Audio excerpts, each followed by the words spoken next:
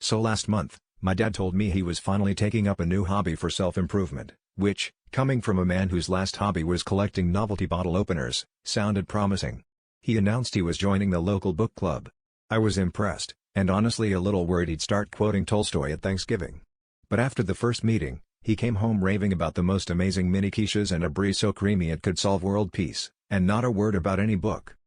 Each week, he'd head out, arms suspiciously empty of any reading material but pockets bulging with Tupperware.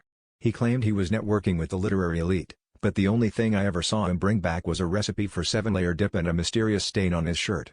My suspicions grew when he started referring to the club's monthly selection as that one with the blue cover and the strong cheese aftertaste.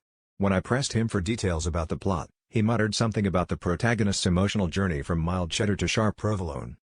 Things escalated last night when he came home in a panic, waving a napkin and whispering, "They voted me president."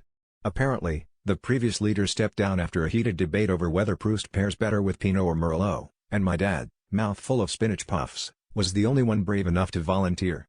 Now, he's tasked with picking the next book, organizing meetings, and, most importantly, keeping the snack table fully stocked. So now my dad's the only book club president in history who thinks literary criticism means complaining when someone brings low-fat chips. He hasn't read a book since 1987, but on the bright side, he has read every menu in town, so at least when it comes to club selections, he always knows how to pick a good bite.